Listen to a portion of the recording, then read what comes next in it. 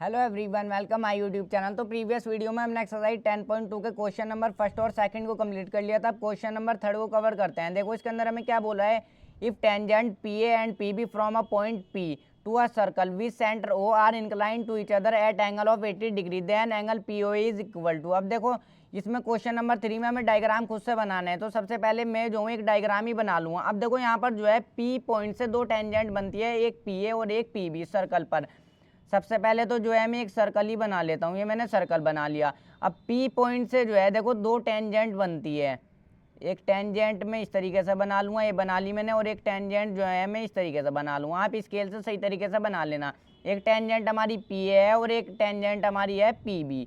ये मैंने दो टेंजेंट बना ली, P और PB। हमें जो है सेंटर O हमें गिवन है। यहाँ पर सेंटर ये हमारा O हो गया। थोड़ा नीचे को एकदम आप जो है सेंटर में इसको पॉइंट को रखना।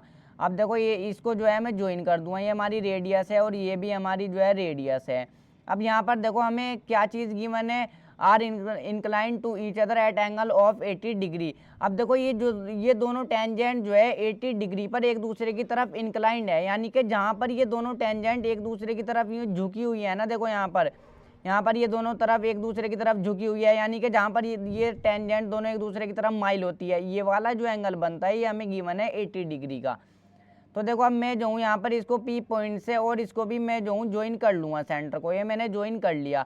अब मुझे एंगल जो है देखो POA ये वाला एंगल मुझे फाइंड आउट करना है। वैसे तो देखो ये हमारे क्वाड्रिलेटरल बनना है, ये वाला हमारा 90 डिग्री का होगा, ये वाला एंगल हमारा 90 डिग्री का होगा, क्योंकि ये रेडियस जो होती है इस पर टेंजेंट पर परपेंडिकुलर होती है। आप जानते हैं ये वाला एंगल भी हमें गिवन है।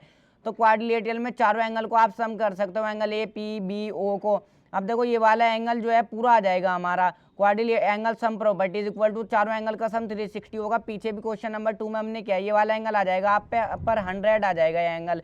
जब आप इन तीनों का सम करके, इन तीनों एंगल का सम करके 360 में से माइनस करोगे तो ये वाला एंगल आप पर 100 आ जाएगा। अब मैंने इंटर वाली वीडियो में बताया था, ये जब हम देखो बाहर जिस पॉइंट से टेंजेंट बनती है दो और हम सेंटर को ज्वाइन कर देते हैं तो ये वाली लाइन इस वाले एंगल को भी दो इक्वल पार्ट में डिवाइड कर देती है और इस वाले एंगल को भी देखो इंटरसेक्ट कर देती है, यानी कि दो इक्वल पार्ट में डिवाइड कर देती है। अब सपोज ये 80 दिया हुआ है तो ये लाइन 40-40 कर देगी। मगर यहाँ पर देखो पहले जो है मैं प्रॉपर तरीके से इस क्वेश्चन को करता हूँ तो 100 आ जाएगा, तो ये 50-50 हमारा हो जाएगा, यानी कि वाला एंगल हमारा 50 आ जाएगा। तो देखो इस तरीके से आप टिक कर सकते हो। अब यहाँ पर मैं प्रॉपर सॉल्यूशन करके दिखाता हूँ।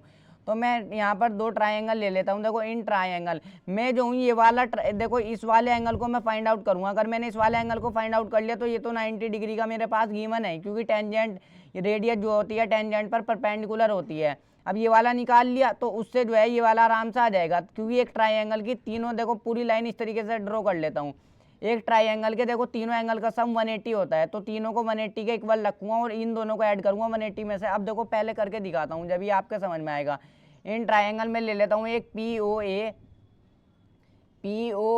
एंड ट्रायंगल देखो POB, ट्रायंगल POB। मैंने कौन सा ले लिया, POA। देखो एक तो ले लिया POA, एक ले लिया POB, ये दोनों मैंने ले लिया। मैं जो हूँ इन दोनों को कॉन्ग्रुएंट शो करूँगा।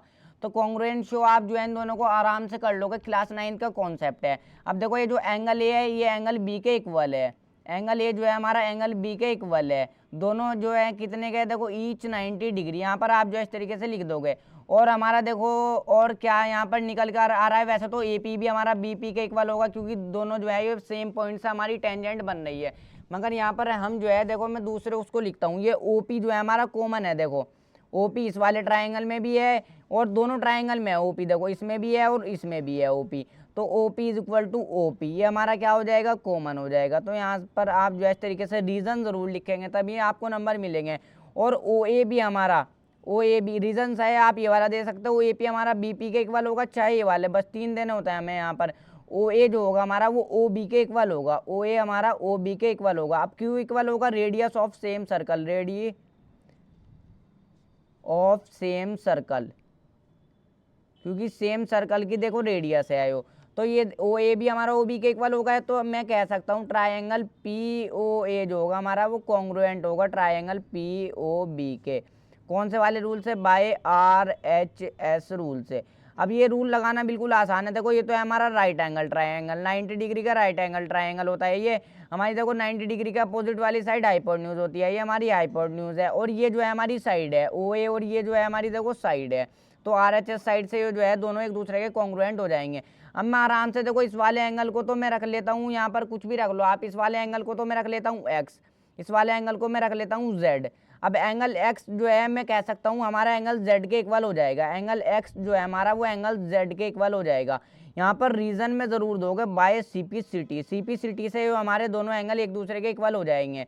अब देखो जब ये दोनों ट्राइंगल एक दूसरे के कॉन्ग्रुएंट है तो ये वाला एंगल भी हमारा इसके इक्वल हो जाएगा, और ये वाला एंगल तो इसके इक्वल है ही 90 का, आपको पता ही है। तो यहाँ तक हमने कर लिया। अब देखो ये वाला एंगल मुझे निकालना है, तो अब मैं जो हूँ सबसे पहले रखता हूँ, मैं जो हूँ इस वाले एंगल को निकालता हूँ, एंगल z को। एंगल x हमारा एंगल z के इक्वल होगा, ये तो हमें पता चल गया। और ये पूरा एंगल भी हमें गिवन है 80 डिग्री, यानी कि एंगल x, एक लाइन छोड़ करके करता हूँ, देखो एंगल x प्लस में एंगल z, ये जो है देखो एंगल, इसको मैंने अलग अलग रख लिया, मैंने एंगल को एंगल x रख लिया, इसको एंगल z रख लिया। ये पूरा एंगल कितना है, मैं अगर मैं एंगल x और एंगल z को ऐड कर दूं तो कितना है, पूरा 80 डिग्री का हमें जो है यहाँ पर ये गिवन है।